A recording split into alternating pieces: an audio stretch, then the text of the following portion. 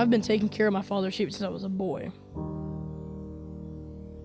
Whenever a lion or a bear came and took a lamb from the flock, I would go after it, strike it down, and rescue the lamb from its mouth. If it reared up against me, I would grab it by its fur and kill it. This Philistine will be like one of them.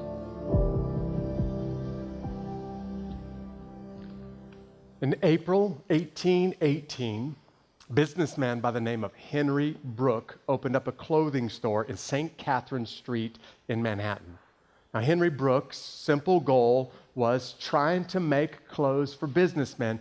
Money and businessmen were moving into lower Manhattan, and Henry Brooke found this as an opportunity. His simple goal was to design a suit that businessmen could wear basically 5 days a week, like a everyday suit for all occasions. And he did well, really well. By 1833, he was ready to retire. He turned the company over to his 4 sons. He turned them over to Elisha, Daniel, Edward, and John. And they ran the company until 1850 when they decided to change the name of the company to Brooks Brothers, America's oldest, longest men's clothing store. The only reason I even know this story is because last month, just a few weeks ago, the New York Times did a piece on one of America's oldest companies. And Brooks Brothers was a great success for a long time. Then the economy got bad and things got worse, and generation after generation, the Brooks family did their best to try to hold on to the company, but eventually they just couldn't hold on to it any longer. They sold the company to this international team of businessmen who led it for years, and the company started to tank. Literally, in 2001, the company was on the verge of bankruptcy. And an Italian businessman by the name of Mr. Claudio Del Vecchio decided that he would invest the money necessary to buy the company and to try to save this American icon. In 2001, he purchased the Brooks Brothers stores and the Brooks Brothers business for $225 million. Sounds like an astronomical amount of money until you consider that 13 years earlier, that company was worth almost $750 million. It had tanked almost 3 times the amount of money that company was worth just 13 years earlier. And when Mr. Del Vecchio bought it, it was in bad shape and getting worse. He did a couple of things that you would normally try to do to turn a company around. He decided to restructure the company. He sold off some assets. He demanded better quality from his suppliers. It took a ton of hard work, and eventually the company got back into the black. But I'll be honest with you, even the New York Times would say it was none of those business moves that made this company successful again. What really changed things for the Brooks Brothers Corporation was the new owner, Mr. Del Vecchio, because this man had a fire in his belly and he refused to let this company fail, no matter what it took. Mr. Del Vecchio, when others were jumping ship and when others were running away, he rose to the occasion. He met the challenges, and he's put the company back on strong footing, one of America's oldest companies, the Brooks Brothers clothing stores. Now, I'm sure you've heard this before, so I want you to finish this phrase out loud. If you can't stand the heat, say the rest.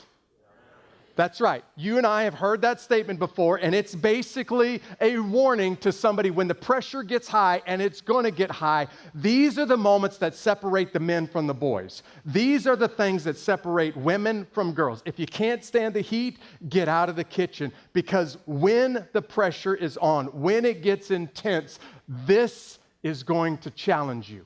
This kind of stuff is going to really test what you're made out of. So I've got a statement for us today before we start looking in the Bible. This statement is something that I want you to take home with you, and I want you to commit this to memory. In fact, I want you to really put it on your refrigerator door, because this is probably going to happen to you this week or this month. Here's the truth. All of us get into these high-pressure, intense situations in life, but not everybody responds the same way. Would you write this down? The same sun that melts butter, it also bakes clay. Now, I didn't come up with this statement. I'm not smart enough to figure stuff like that out. Somebody else did. I don't even remember. I read it in a book somewhere one time. But the statement is absolutely true. This is a sermon series about taking risks. If you're new to our church, my name is Jeff. I'm one of our pastors, and we're looking at these moments in the Bible where men and women stepped forward and handled the heat and took some amazing risks. But can I remind all of us, hey, where there is great risk, there is always great fear.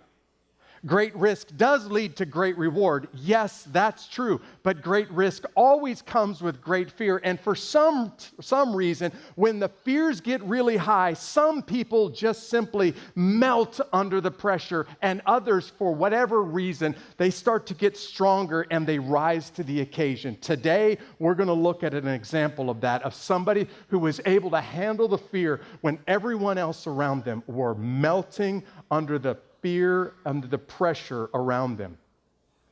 We're going to look at one of the most famous battle scenes in the Bible. If you got a mobile device with a app or with a Bible app on it, open up to click on 1 Samuel 17. That's where we're going to be today. If you're going to follow along with the notes that are on the screens, I'd like for you to write this down first.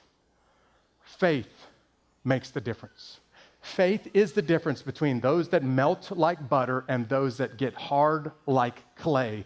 And faith turns challenges into opportunities. The bigger the challenge, the bigger the opportunities. Don't discount fear. It's the same in both circumstances, but faith is the thing that makes the difference. We're going to take a look at this famous battle, probably the most famous battle of all times in the Bible. It's become a metaphor for any time some underdog steps up and faces incredible odds. It's the story of David and Goliath. And the story of David and Goliath is found in 1 Samuel 17. We're not even going to look at the battle today. That's another sermon for another day. Today, we're going to look at what happens on the side of the mountain before the battle goes down. And you're going to see, obviously, from the Bible, there's something different about this teenage boy, David, than everyone else on the battlefield. And our challenge today is to figure out, what is this boy different? What makes him different than the rest of Israel's armies? What makes him different than his king? Here's a good question. What makes him different than his brothers who are right on that battlefield with him? 1 Samuel chapter 3, the story begins in what's called the Valley of Elah. 1 Samuel chapter 7, we'll start reading at verse 3. The Philistines were standing on one hill, and the Israelites were standing on another hill with a ravine between them. Then a champion named Goliath from Gath came out from the Philistine camp. He was 9 feet 9 inches tall. He wore a bronze helmet and bronze scale armor that weighed 125 pounds. There was a bronze armor on his shins and a bronze javelin that was slung between his shoulders. His spear shaft, you want to know how intimidating this guy is? His spear shaft was like a weaver's beam, and the iron point of his spear weighed 15 pounds alone. In addition, you weren't just going to fight Goliath, because he had a shield bearer that walked in front of him. This is the circumstances that Israel finds themselves in 1 Samuel 17. Listen to what happens next. He stood and shouted to the Israelite battle formations, "Why do you come out to line up in battle formation?" He asked them. "Am I not a Philistine? Are you not servants of Saul?" This is the king of Israel. "Are you not Saul's army? Choose one of your men and have him come down against me. If he wins in a fight against me and kills me, we will be your servants. Here's the deal. But if I win against him and kill him, then you will be our servants and serve us." Then the Philistines said, I defy the ranks of Israel today. Send me a man so we can fight each other. And when Saul and all of Israel heard these words from the Philistines, look at it on the screens, they melted like butter. They lost their courage and they were terrified. Now, in order to give you a little bit of Bible background, I'll put an image on the screen for you. I heard Malcolm Gladwell not long ago talk about this region of Israel. This is called the Shephelah. It's on the middle of the screen in front of you. This is where the Valley of Elah is. It's a series of valleys. If you look on the screen to the east, you see the Mediterranean Sea. This is where Philistia comes from because they're a seagoing people, and when they settled in the region of Israel, this is the part of Israel that they settled in. If you look on the west, you see the mountains of Israel. This is where Israel ended up after they entered the promised land, after they claimed the territory that God had been giving them. This isn't the first time that Israel and Philistia have sided off against one another in battle.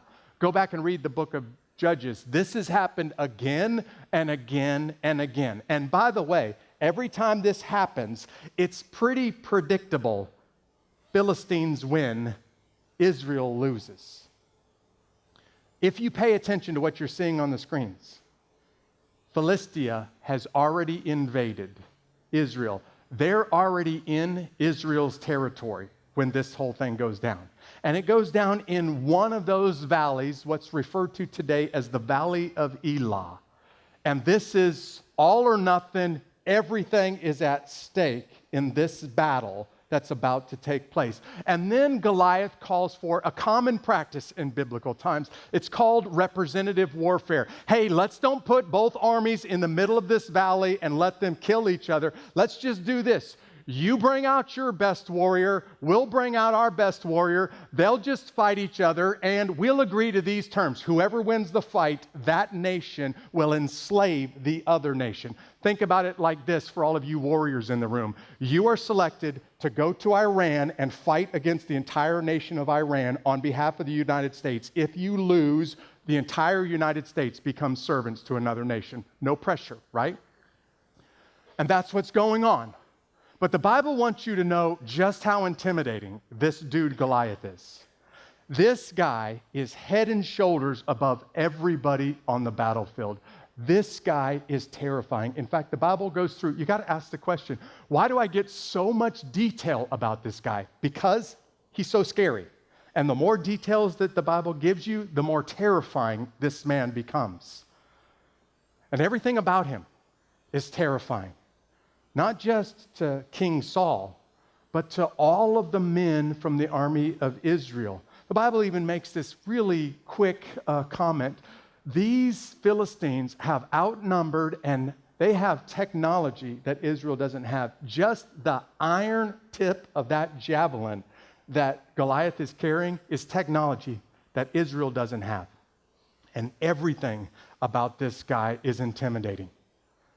And then the Bible makes it clear for us. I'm not going to read verse 16 from 1 Samuel 17, but not once for 40 days, Goliath leaves the Philistine camp, comes across the valley, stands at the base of the Israelite side of the mountain, and he defies the God of Israel, and he challenges the army of Israel. And for 40 days, every man in Israel's army, their hearts melt with fear, and you would too. This is just a normal, rational reaction when you see that incredibly imposing man, and you're being invited to go to hand-to-hand warfare against this guy. All of us in this room would say, there's no way I'm going to be able to win this battle. If you look at it through normal perspective. But if you look at it through the eyes of God, if you factor Jesus into this equation, all of a sudden, the math is different. If you remember that there's one that goes before you and one that stands behind you, and he would go with you onto that battlefield, then you have nothing to worry about. The outcome is no longer in your hands. Now it's in his hands. And if we can just be honest with each other for a second, most of us in this room would have to say, sometimes we get intimidated by the wrong things. Sometimes we get impressed by the wrong things. Sometimes we see a guy or a lady who looks like she has everything going for her. She's got it all put together, and we get impressed by that. And we don't get a chance to see what God can see. Because he can look deep in the heart and he sees somebody who's fallen apart at the seams and she's just barely keeping it all together. From our perspective, it looks like she's got it all figured out, when in reality, she doesn't. And she's freaking out on the inside and just putting a good face on the outside. Sometimes we get intimidated by the wrong things. And we face this mountain of obstacles, this giant of challenges in front of us. And it's scary, and we allow the fear to become overwhelming, when in reality, for God, this isn't a challenge at all. In fact, for God, this is just an opportunity to show off my power.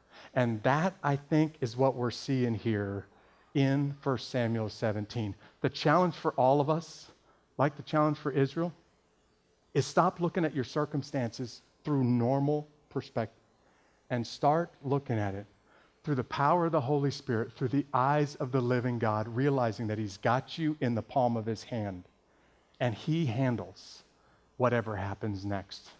That's the backstory on the Valley of Elah, 1 Samuel 17. I want you to see what happens next, because now we're about ready to fight. And when you fight the fire of adversity, when the challenges, when the giants of obstacles get really intense, the thing that you use to fight that battle is not courage. Listen to me. It's faith that you use to fight those kinds of battles. And 1 Samuel 17, we're going to jump down to verse 24 now. 1 Samuel 17:24 makes this clear.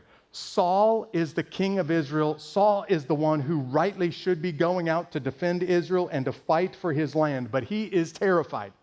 And he's ready to pay somebody to go fight for him. And that's what we read. David shows up on the scene. David starts to ask some questions. And here's what they tell him, 1 Samuel 17:24.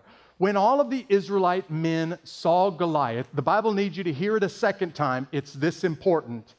They retreated from him terrified.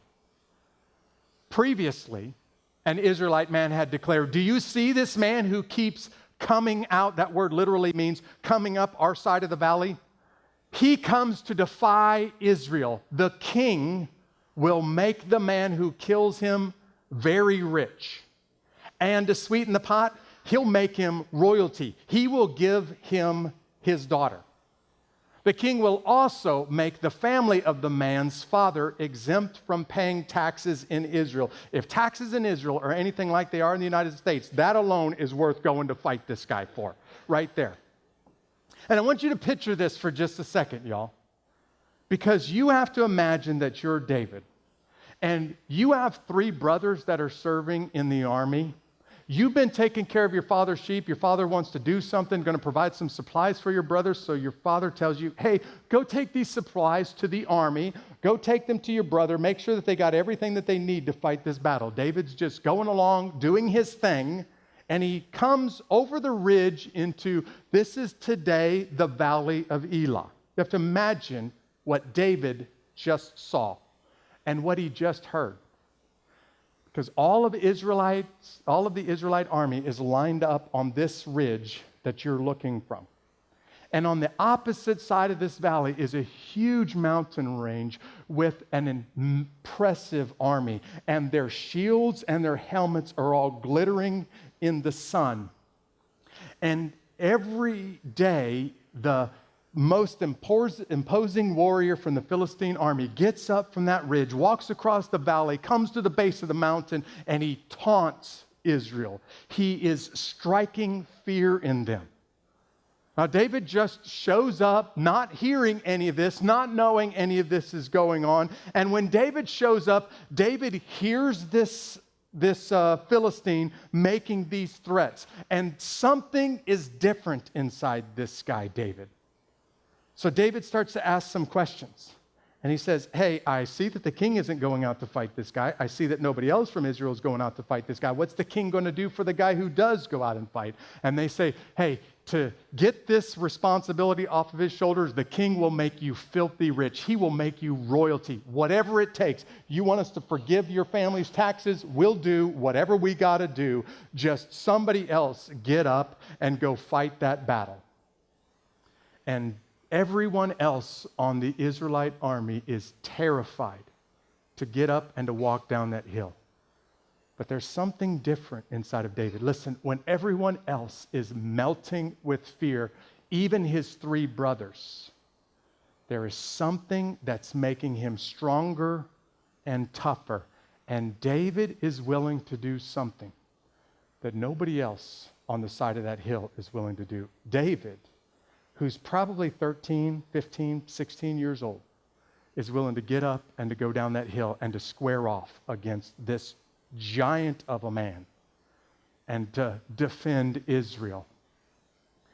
And I want to remind you, I asked this question in the early service, they got it wrong. Y'all don't get it wrong. Do you think that David is afraid when he sees this man when he walks down the hill? Let me hear you say it out loud. Yes. Of course David is afraid. It's terrifying to see this man and to have to think that you're going to go down there and on behalf of your entire nation, you're going to have to defend your country and your way of life. And it's imminent. There's no getting out of this. Somebody's going to have to go down there and fight. And certainly David is terrified, just like everybody else is terrified. But when the rest of them are melting with the fear, David gets stronger. David gets tougher. David is willing to face the fears anyway and to walk down that hill and to go face that giant. I had a conversation just about a week and a half ago with a lady from CSU at the Student Center I should tell you about because it was really frustrating and very disappointing for me. It's a lady who's come to our church a couple of times, and she's been very clear about this. She is not a Christian.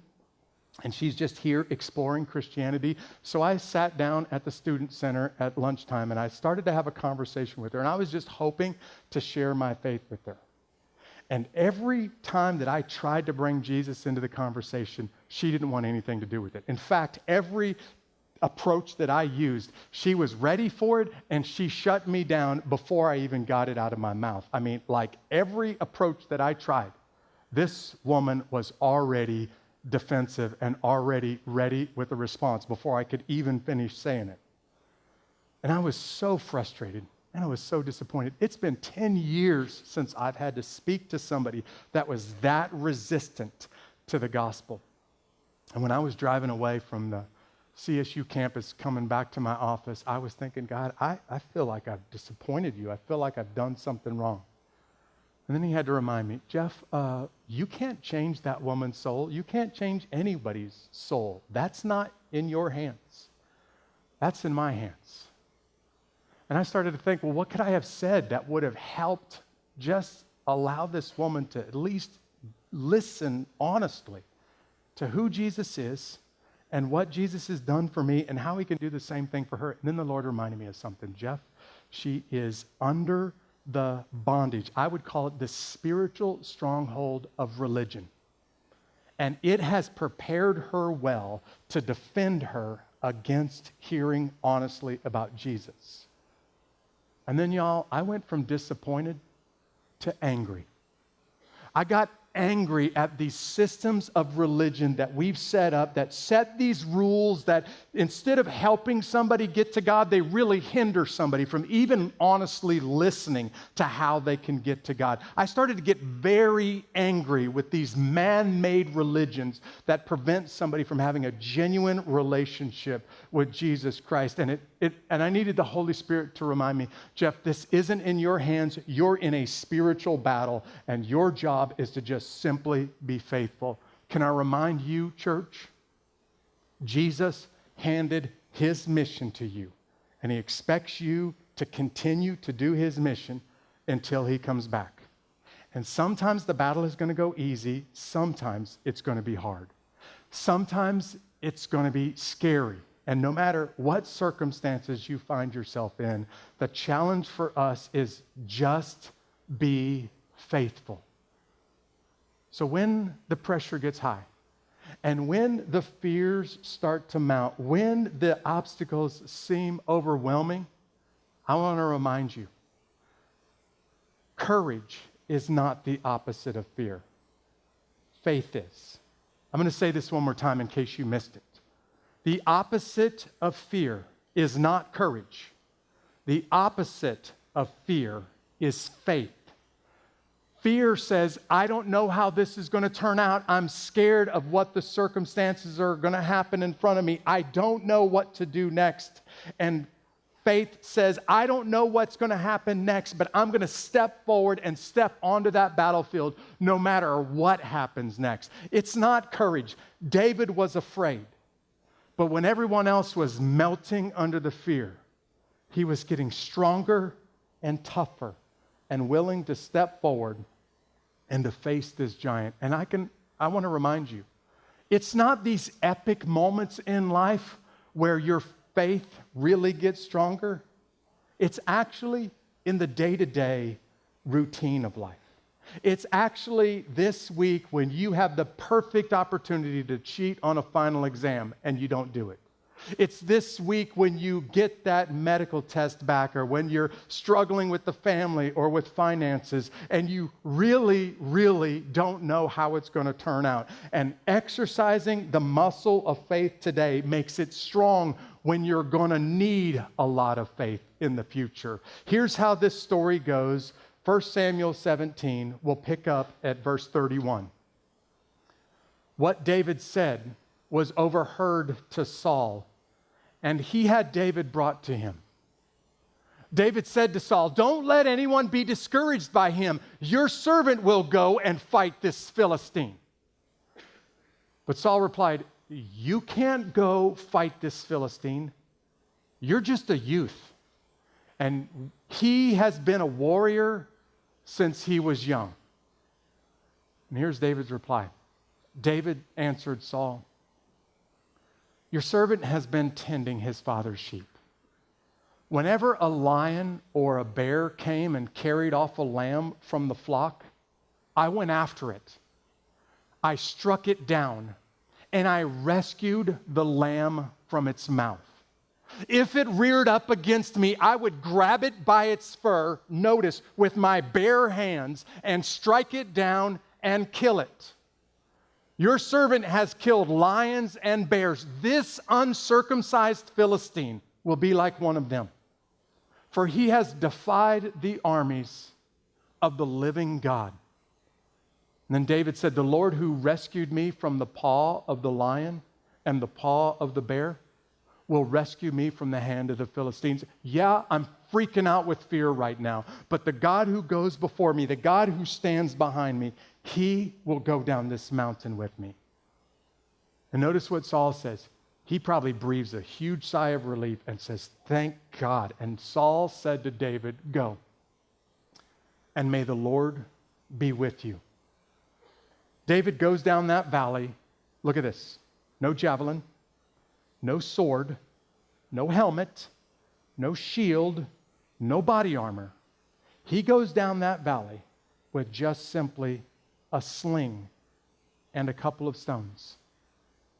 Now, don't let this miss your attention. This is a common practice in warfare in David's day. In fact, it's so common. Go back and read this verse in the Bible, Judges chapter 20, verse 16. The tribe of Benjamin had 700 men that were left-handed. They were so good with slings that they could sling a stone. I'm not making this up. The Bible really says this. They could sling a stone at a hair and not miss it. And I mean human hair, not rabbit. And Saul knows this because Saul is from the tribe of Benjamin. Now, Saul may not be able to sling a stone. He may not even be left-handed. He may not be able to sling a stone like those men can, but Saul knows about this.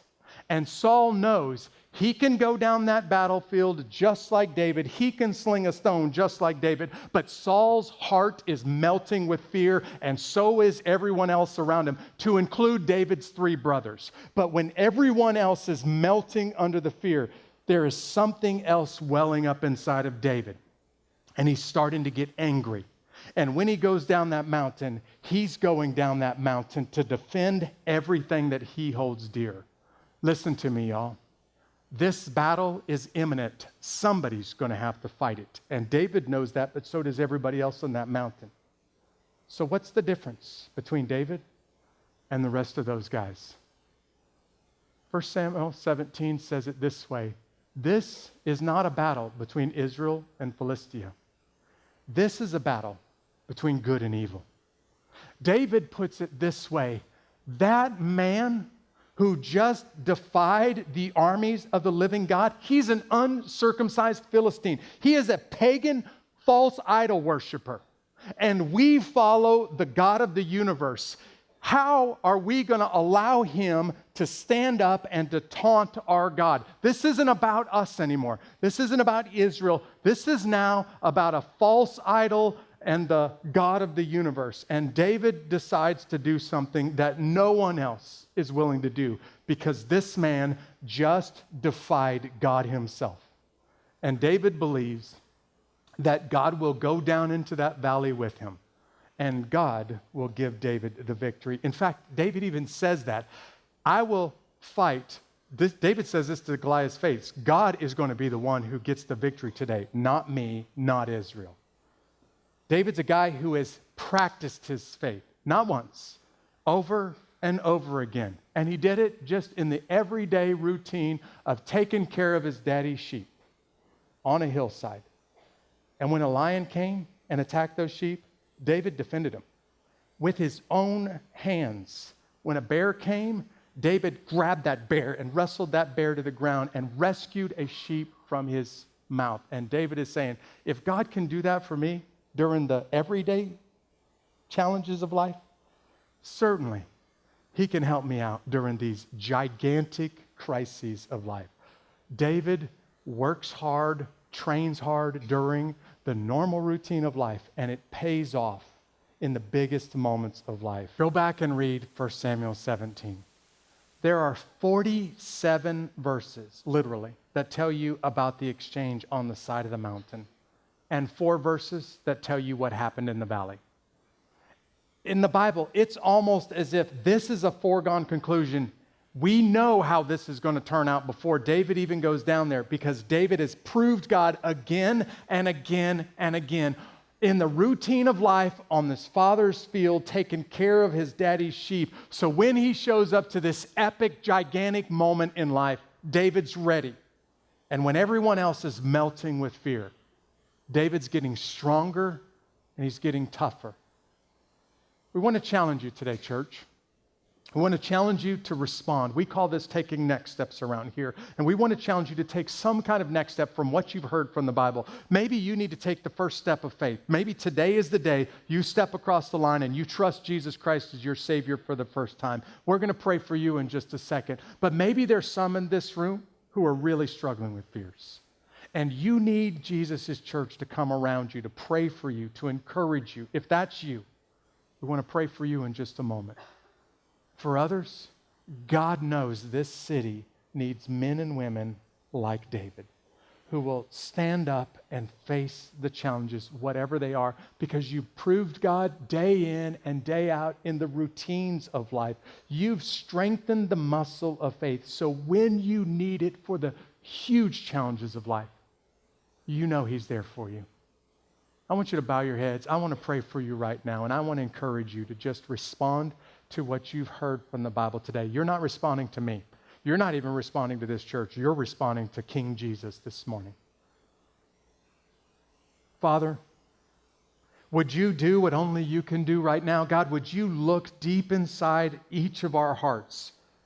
Would you help us to see if we've truly stepped across that line, if we are really genuinely a Christian, and maybe somebody in this room who's been riding the fence for a while, maybe you're calling them right now to an eternal relationship with you. If that's the case, Would you cause a student, a guy or a gal in this room, to surrender to Jesus, not to me, not to this church, to pray a simple prayer of faith and trust Jesus with their eternity? Would you cause them to silently, quietly, just between them and you, pray something like this? God, I'm a sinner. I understand that because of my sin, I'm not worthy of heaven. And I believe that you love me enough that you didn't leave me in my sin. You sent your son Jesus to come to earth and to pay my penalty for my sin. And right here, right now, God, just between me and you, I'm nailing this down once and for all. I am surrendering to Jesus my soul, my eternity, my future here on earth. I'm surrendering to him right now for the first time. And Holy Spirit, if that prayer is real, do what only you can do. Transform somebody from the inside out. But God, I also pray for people in our room that are struggling right now with some incredible circumstances, and they need your church to rally around them. Would you give them the courage to let us know so that our pastors and elders or other life group leaders around here can be praying for them? And then I pray, Father, for some people in this room who will take the challenge and face fear with faith, not just with courage. And they will say, no matter what life throws at me, I'm testing God again and again, and every time he's there for me. So I will handle the great things in life just like I handle the regular things in life. I will face them with faith. God, do what only you can do, and be glorified by the way that people respond to your word this morning. I pray this in Jesus' name. Amen.